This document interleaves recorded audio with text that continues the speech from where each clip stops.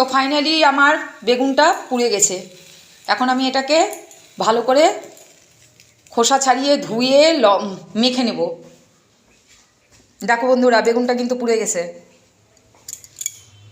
আর ওদিকে ডালও হয়ে গেছে।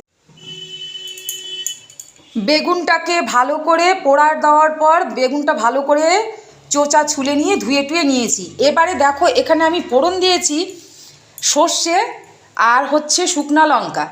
তো ফোড়ন দিয়ে এখন এটা গরম হয়ে গেছে, তো আমি এটা ছেড়ে দিচ্ছি। বেগুনটাকে ছেড়ে আমি দিয়ে দেব এখানে লবণ, আর দিয়ে দিচ্ছি এখানে হলুদ।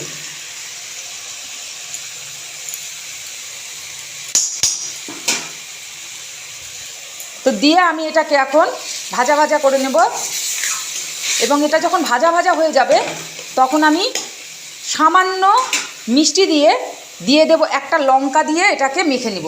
লঙ্কাটা এখানেই রাখলাম, লঙ্কাটা আমি এখন দেব না, আগে ভাজা ভাজা করে নিই।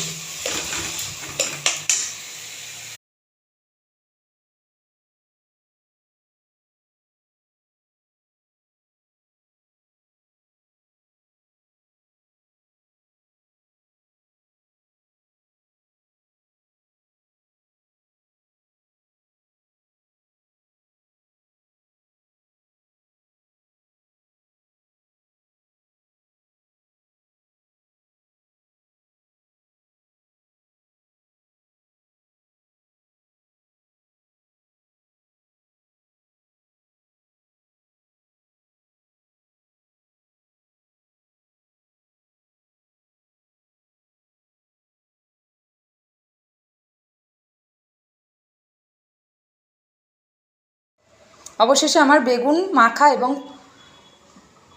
হয়ে গেছে। তো এভাবে তোমরা কে কে খেতে ভালোবাসো আমাকে একবার কমেন্টে জানিও। তো আজ এখানেই রাখছি, টাটা।